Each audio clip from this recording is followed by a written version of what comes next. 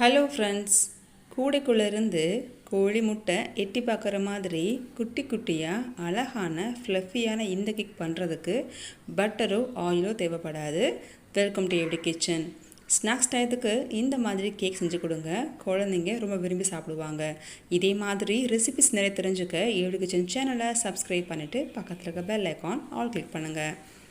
Cake பண்ணுறதுக்கு முன்னாடி muffin mould எடுத்திருக்கேன். இந்த மோல்டுக்குள்ளே பட்டர் அப்படி இல்லைனா ஆயிலை ஃபுல்லாக அப்ளை பண்ணிக்கலாம். இந்த மாதிரி மோல்டு இல்லாதவங்க வீட்டில் இருக்கிற அஞ்சரை பெட்டி கிண்ணம் இருக்கு இல்லையா, அதை நீங்கள் யூஸ் பண்ணி பார்க்கலாம். அஞ்சரை பெட்டி கிண்ணத்துலேயே கேக் பண்ணுறது எப்படின்னு ஆல்ரெடி வீடியோ அப்லோட் பண்ணியாச்சு. அதுக்கான லிங்க் டிஸ்கிரிப்ஷனில் கொடுக்குறேன், செக் பண்ணிக்கோங்க. 200 ml டம்ளர்லேருந்து 3/4 டம்ளர் சுகர் எடுத்து இதை ஃபைன் பவுடராக அரைச்சி எடுத்துக்கலாம். நீங்கள் டம்ளர் இல்லைனா தாராளமாக கப் யூஸ் பண்ணலாம். ஒரு பாத்திரத்தில் 4 முட்டையை உடச்சி ஊற்றிக்கோங்க. நான் இன்றைக்கி எக் பீட்டர் யூஸ் பண்ணுறேன். எக் பீட்டர் இல்லாதவங்க தாராளமாக விஸ்க் யூஸ் பண்ணலாம். இப்போ இந்த 4 முட்டையையும் நார்மல் ஸ்பீடில் நுர பொங்கி வர அளவுக்கு கொஞ்சம் கூட லிக்விட் இல்லாமல் அடித்து எடுத்துக்கோங்க. இப்போது எக் ரெடி ஆயிடுச்சு. இது கூட அரைச்சி வச்ச சுகரை 2 பார்ட்டாக பிரித்து சேர்த்து கொஞ்சம் கொஞ்சமாக மிக்ஸ் பண்ணிக்கோங்க.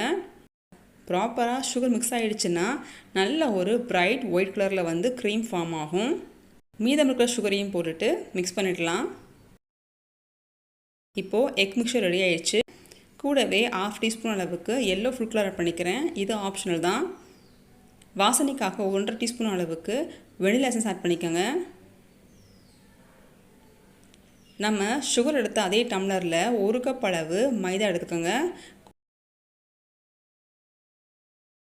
கூடவே பர்ஃபெக்டாக 1 டீஸ்பூன் அளவுக்கு பேக்கிங் பவுடர் எடுத்துக்கோங்க.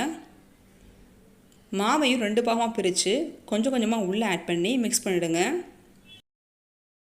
கேக்குக்கான பேட்டர் ரெடி பண்ணும்போது ஃபைனல் ஸ்டேஜில் கட்டிங் ஃபோல்டிங் மெத்தடில் தான் நீங்கள் மாவை மிக்ஸ் பண்ணணும். மீதம் இருக்க மாவை சேர்த்துட்டு பொறுமையாக மிக்ஸ் பண்ணிவிடுங்க. நம்ம பீட் பண்ண எக்குடைய அந்த ஃபோம்ஸ் எல்லாமே பிரேக் ஆகக்கூடாது. இன்றைக்கி நான் பேக்கிங் சோடாவோ ஆயிலோ பட்டரோ சேர்க்கலை. இதே மாதிரி ஒன்று செஞ்சு பாருங்கள், ரொம்ப ஈஸியாகவும் இருக்கும். இதில் 3 டீஸ்பூன் அளவுக்கு லெமன் ஜூஸ் ஆட் பண்ணிக்கோங்க. ஃபைனலாக கன்சிஸ்டன்சிக்காக 1/4 டம்ளர் அளவுக்கு மட்டும் மில்க் சேர்த்துக்கிறேன். இது காய்ச்சாத பால் தான். பேட்டர் ரெடி ஆயிடுச்சு. நம்ம ரெடி பண்ணி வச்சுருக்கிற மோல்டில் 3/4 பாகம் இருக்கிற மாதிரி இந்த பேட்டரை ஊற்றிக்கலாம். நான் பேட்டர் ரெடி பண்ணுறதுக்கு முன்னாடியே 180 டிகிரி செல்சியஸ் வச்சு ப்ரீஹீட் பண்ணிட்டேன் ஓடிஜியை. ஸோ நீங்களும் எப்பயும் ப்ரீஹீட் பண்ணிவிட்டு ப்ராசஸ் ஆரம்பிங்க. 180 டிகிரி செல்சியஸில் 30 நிமிஷம் வச்சு பேக் பண்ணியிருக்கேன். அழகாக ஃப்ளஃபியான கேக் ரெடி ஆயிடுச்சு.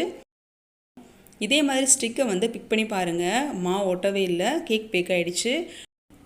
10 நிமிஷம் நல்லா கூலாகட்டும். அதுக்கப்புறமா ஒரு நைஃப் யூஸ் பண்ணி பொறுமையாக அந்த கேக் எல்லாத்தையும் வெளியே எடுத்துருங்க. ரொம்பவே ஸ்பாஞ்சியான ஈஸியான இந்த கேக் ரெசிப்பியை மறக்காமல் ட்ரை பண்ணி பாருங்கள். ரெசிபி பிடிச்சிருந்தா வீடியோக்கு லைக் கொடுத்துட்டு உங்கள் ஃப்ரெண்ட்ஸ் கூட ஷேர் பண்ணிக்கோங்க. உங்களுடைய வேல்யூபிள் கமெண்ட்ஸையும் பதிவிடுங்க. தேங்க்யூ ஃபார் வாட்சிங்.